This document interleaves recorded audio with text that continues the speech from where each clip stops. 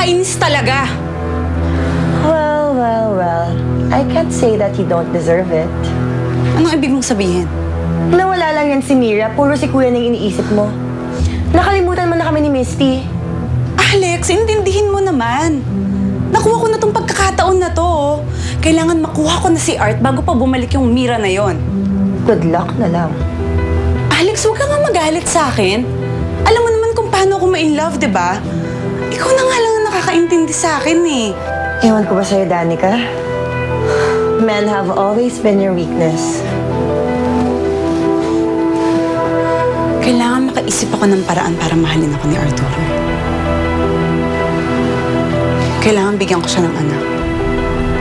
Yung totoong kanya. Danica, I think you've forgotten something. Kuya can't do that. It doesn't mean na hindi na siya pwedeng gumaling. Well, you know what they say. If there's a will, there's a way. Mauna na kami, Mira, ha? Ay, naku, sabayan niyo muna po kami sa pagkain. Ako, wag na. Sigurado ako marami kayong pag-uusapan. Ben, Prince, maraming salamat sa inyo, ha? Kung wala kayo, wala si Nita ko dito. Balik na lang din ako, Ate Mira. Iwan na namin kayong dalawa. Sige, salamat, Amanda. Sige po. Bye-bye, Ate. Bye. Ma'am Mira, pwede po ba dalawin ko si Nita kahit paminsan-minsan? Prince, kahit dalasan mo pa, walang problema. Ha? Salamat po. Sige, salamat. Mauna na kami. Sige po, bye. Salamat. Ingat. Ingat kayo. Salamat po. Sige po.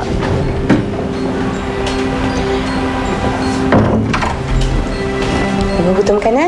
Opo. Ka na? Alam mo nung baby si Nita, naku, wala kang kaingay-ingay na maririnig. Hindi nagsasalita, hindi umiiyak. Basta ilagay mo lang siya sa isang sulok, maglalaro. Napakabait na bata. At siguro naman may pagmamalaki naman siguro din ako ni Mira. Dahil sa napalaki ko naman ng maayos, si Nita. Nana Ima, malaki ang utang na loob niya sa inyo.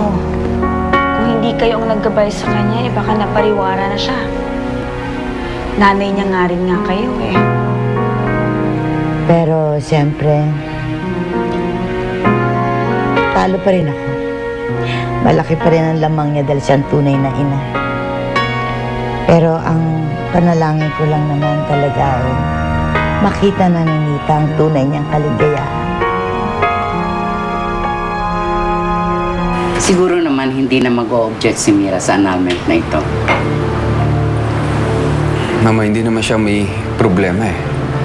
Ako ang mag-o-object. Hindi ko idea ang annulment na to. Kung gusto mong maayusin ito, matagal mo na sanang sinundo si Mira.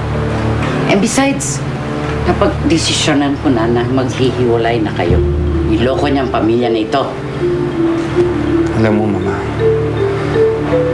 kung nabigyan ko lang ng anak si Mira, sa tingin ko hindi niya ako basta-basta maiiwan eh. Kuya, hindi pa naman huli ang lahat eh. Why don't you go to a doctor? Magpa-check up ka. Malay mo may pag-asa ka pa. What for? Iniwan ako ng asawa ko. Tsaka tanggap ko naman na ako talaga may depresya. Baog ako. Wala na akong ipagmamalaki sa kanya. Wala nang silbi ang pagkalalaki ko, Mama.